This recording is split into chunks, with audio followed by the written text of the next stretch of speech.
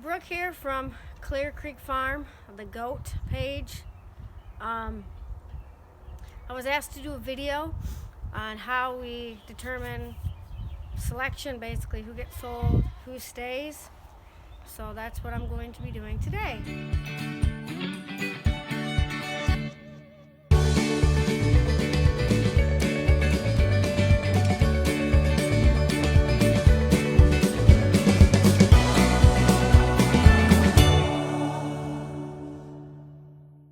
So, as most of you probably already know or have figured out by now, Jason's the strong arm of the relationship.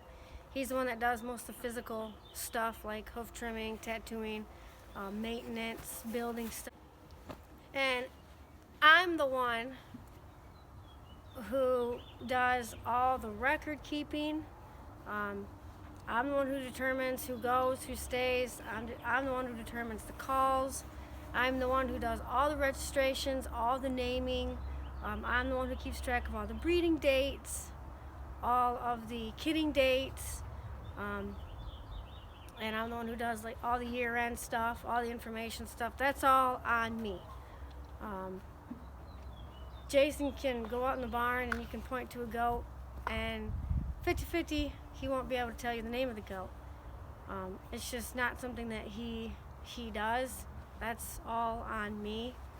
So that's why a lot of these videos that have to do with the individual goats or information about breeding and stuff falls on me, where he does all the educational stuff like hoof trimming and tattooing video that you just saw, and all that stuff. I mean, I will treat goats by myself, obviously, because I'm the only one here most of the time.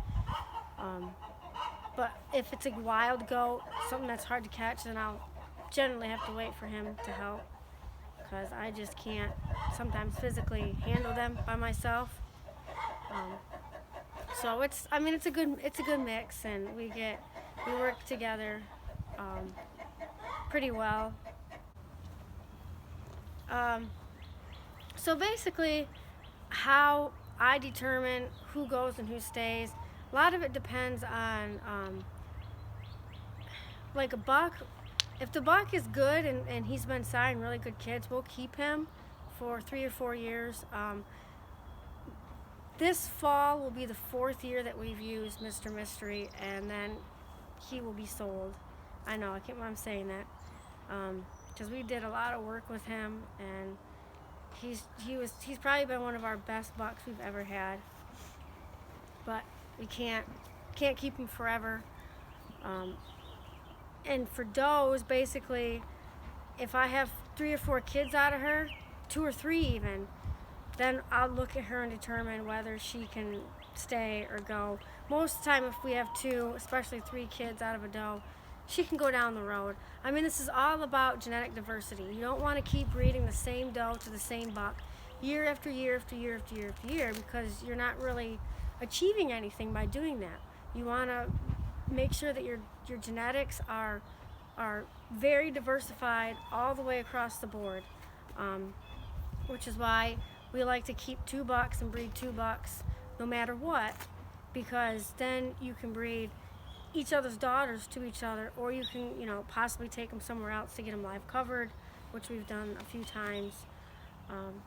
You just don't want to breed a doe to the same buck for 2 consecutive years in a row, or past 2 consecutive years in a row, because you're basically shortcutting yourself, because you might start getting into genetic issues if you do that.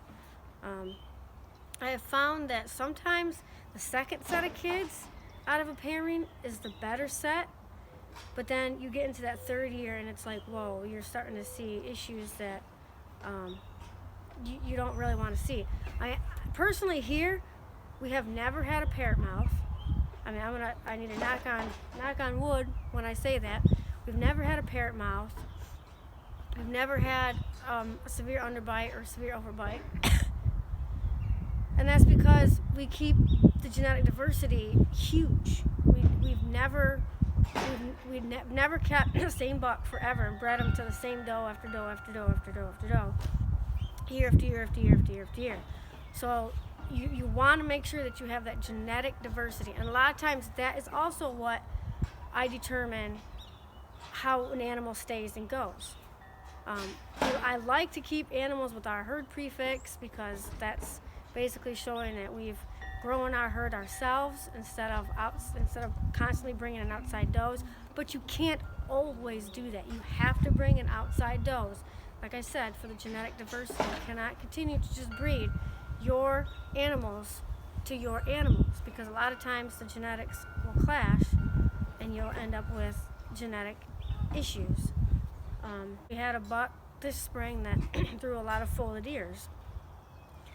So I will determine whether or not we keep any. I think I'm going to keep one of his doe kids.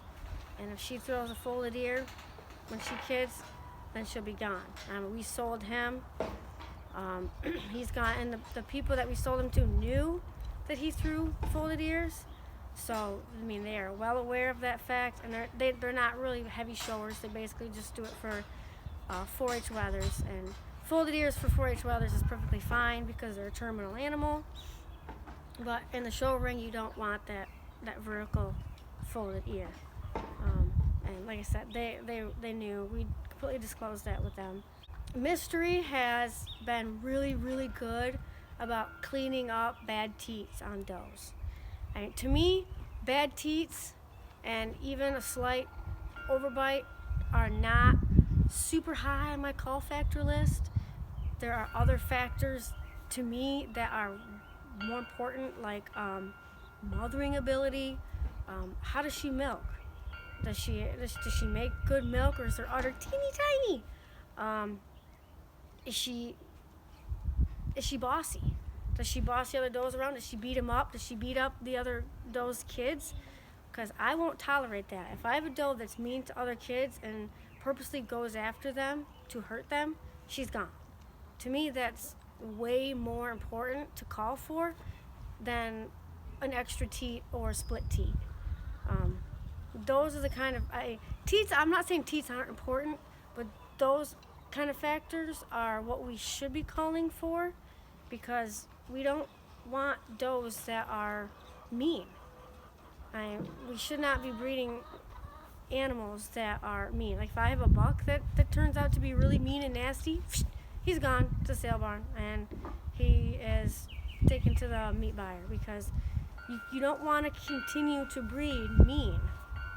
It's just not something we should be doing. We should be breeding for a personality, not just structure. Structure is super important, but so is personality. I mean, you could have the best structured animal out there, but she could be mean as a snake. And why would you want to work with that? I mean, that's just my thoughts on it. I have no desire to work with mean animals. I really don't like working with the wild ones, but sometimes it's not their fault. If I have a really wild doe and I can't tame her kids down no matter what, then she usually goes too, because I don't want a bunch of wild animals around here that I personally cannot handle by myself. That's not good for the goats. It's not good for me. I'll go out in the pasture and show you some of the animals that I'll be selling, why I determine which kid is going to stay and which kid isn't going to stay. And I'll show you why, basically. Yes, we hear you. You're right there. All right, this is our yearling pen. I know I haven't really talked much about these guys. You haven't really seen a lot about these guys. But I thought I'd start here. She's a Mr. Mystery daughter. I will be keeping her. And Miracle is her full sister, not her twin sister, because Miracle's a year older than she is. But so that means I have 2 daughters out of their dam, and their dam is for sale. I don't really want to sell her, but we need to cut our numbers back. We're getting up there to the unmanageable level. And I don't really want to be kidding out 34 does this year, so we will be cutting back. But so I'll be keeping her and Miracle. This is Beastie. She is for sale. I really like this one. She is, if you can't tell, her personality is par none. She's a sweet girl. Yes, you are a good girl. She's a 50%er out of, or by, her sire is, he's an Able Acres buck. I can't remember exactly his name. We bought her at the Cowman Dispersal in September. I really like her. I wish I didn't have to sell her, but like I said, a lot of the ones that I'm selling right now are because we have to cut back, and I'm cutting back the ones that I feel, I don't want to say they're not the weakest link in the chain, not at all, because I'd like to get kids out of her, but I just feel like at this point, they're not going to, I guess, advance our program much. So they will be having to leave. This is another one that's for sale. Had snow. She laid in some poop last night. And she's part of the big reason why she's for sale. Snow, the all white one there. Not because her structure's bad. Actually, she's a very nice doe. For 50%er, she's extremely nice. But it's because of her personality. She has just huge irrational fear of people. And I know a lot of people don't mind that. And that's fine. I mean, not everyone needs to have friendly goats, but I do. So the irrational fear to me is a call factor, which is why she's for sale. Nothing to do with her genetics, or actually she's got really good genetics. She's out of dark mark stuff. But it's just the whole her being so scared. This is another one. This is Venus. We know the buck. We know the doe that she came out of. She was not bred by us, but we do know who bred her sire, and they're really good friends of ours.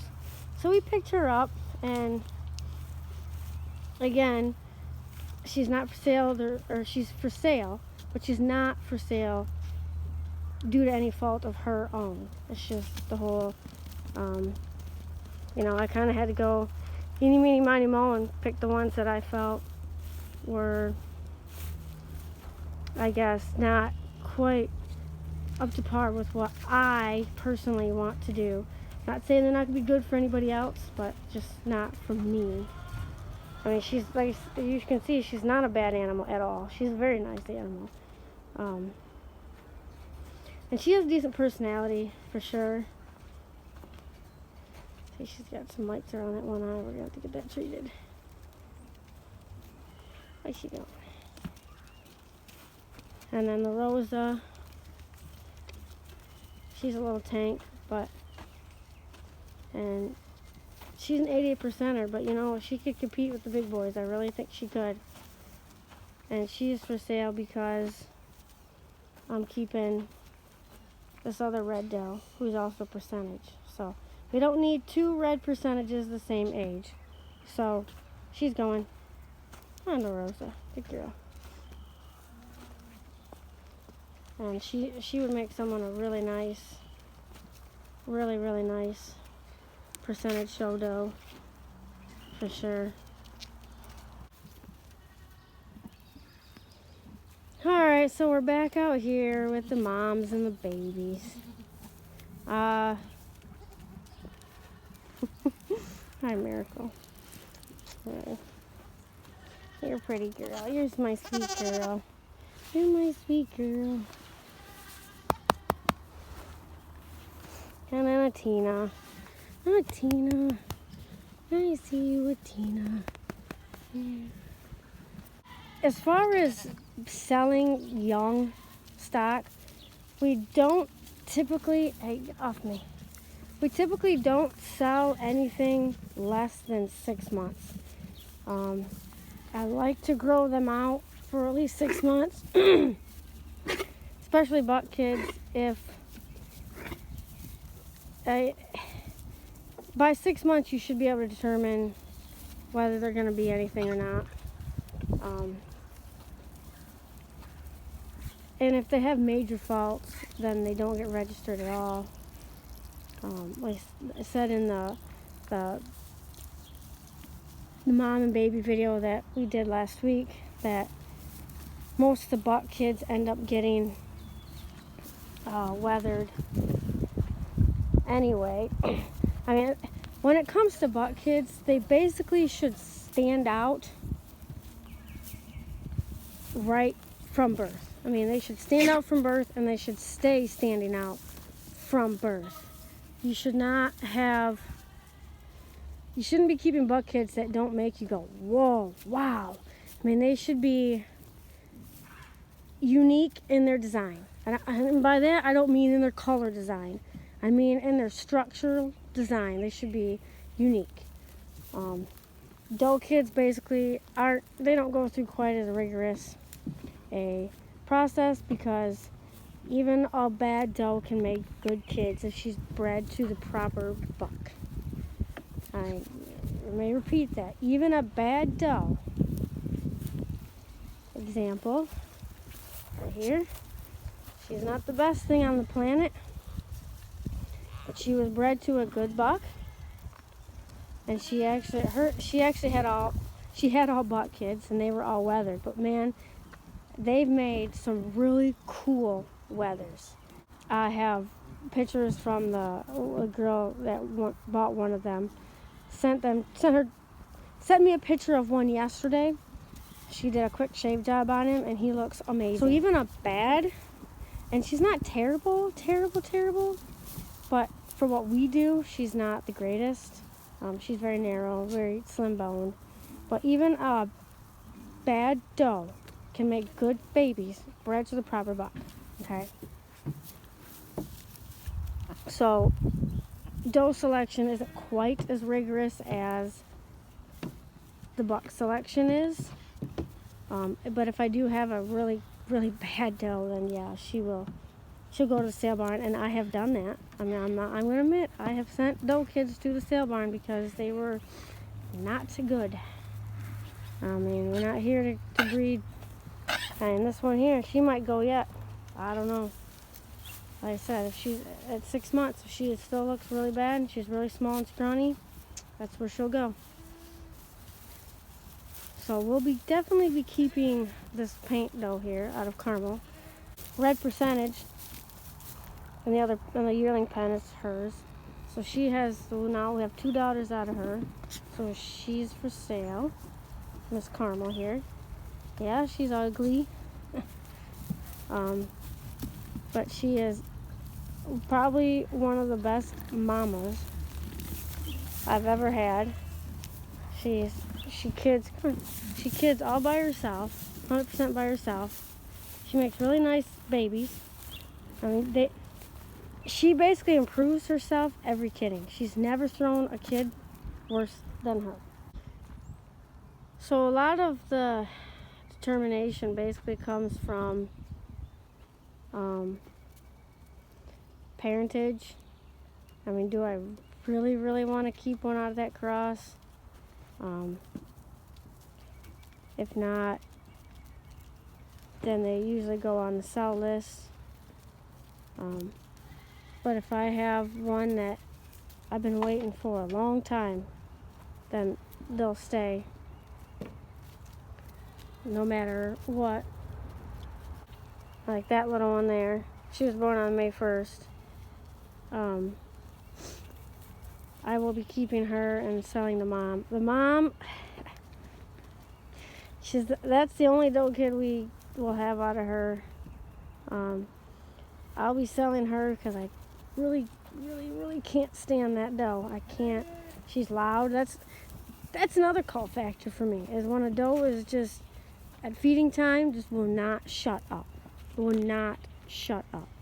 They start hollering and screaming at the top of their lungs 2 hours before it's time to feed. And basically, it drives you crazy. It drives you nuts. So, we'll be keeping her, selling her. She's just one of those does that I just rub against. So we just don't get along very well.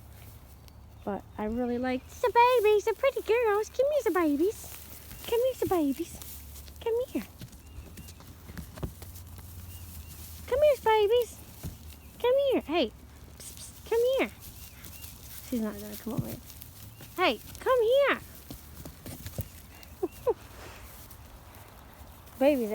She's actually pretty nice. Where's the babies? Come here, the babies. Oh, there you come. Come here, silly girls. Come here. Come here. Come on. Come here. Come here. Oh, nice girl. Yeah, that's a nice girl. Yeah, that's a nice girl. Yeah, that's a nice girl. Yeah, that's a pretty girl. Get it. So I'll be keeping this one. I really like her. She's sweet. She's a sweet girl. Her daddy's Mr. Mystery. Yes. That's a pretty girl. That's a pretty girl. Yeah. Oh, she likes that.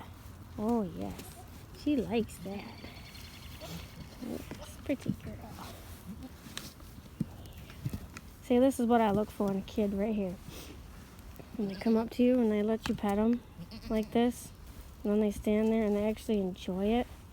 So yeah, she'll be staying here. She's a nice pretty girl. Oh. We'll definitely be keeping that one. Keeping this one. This is out of roulette, the paint dough. Get down, mister.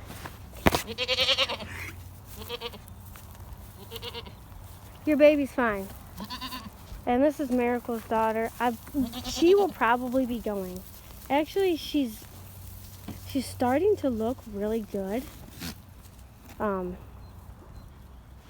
She was born February 1st. And I haven't weaned her yet.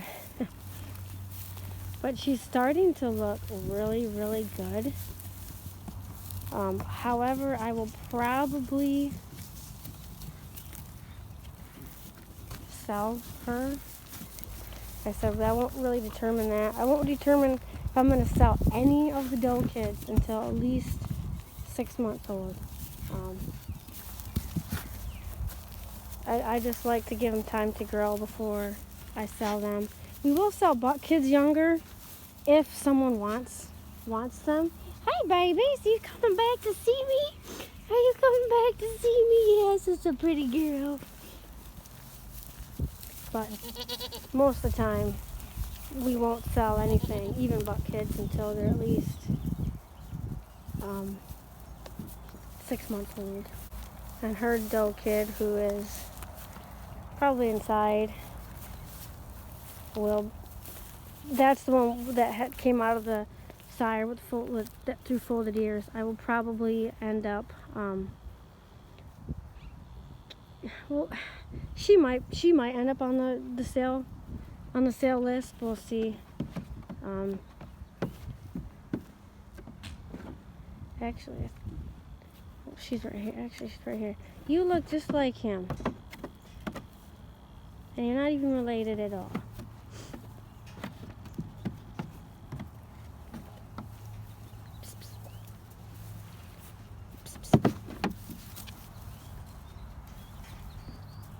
So I'm not sure what I'm going to do with that one yet. I said we'll determine when she gets older. And these two Hearts babies, that doe kid is so cool. She is so cool. Although she's going to be like her mom, she's going to be wild. The buck kid's getting there. You're all right, buddy. You're all right. You're all right. He'll come up when I'm feeding and chew on my pant leg now, where he wouldn't do that last week. Come here. Come here. Come on. Come on. This little wiener here. Oh, not.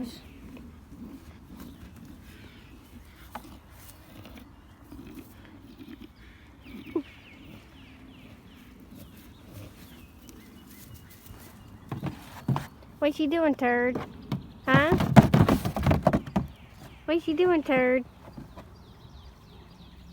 What's she doing? So there's just a couple of things I wanted to clear up on this selection video. Obviously, structure is going to be your number one thing that you're going to look for. Okay. I didn't really talk about that much in the video. I talked about other things that I use to determine selection besides structure. Okay, so just keep that in the front of your mind. Sometimes I will keep a doe kid out of a doe that I really, really like as insurance. Say she only has one daughter and she dies, and kidding, because let's be realistic here, it happens. I mean, it's life. Sometimes they end up passing and due to complications from birthing and pregnancy. So if that happens, I will have a daughter to fall back on. So a lot of times that's why I don't sell doe kids until they're 6 to 12 months old, because it's basically insurance. It's insurance policy for those genetics. So if you're selling the only daughter to a doe that you really like, I mean, you're basically cutting your insurance policy. That's what you're doing. So also keep that in mind. Alright, I want to thank you guys all for coming along today and listening to me talk about why we keep certain animals and sell others. Hope you guys have a great weekend. It's supposed to warm up. Finally, I'm so ready to just be done with this cold, February weather. But anyway, thank you guys again for coming. Enjoy your weekend.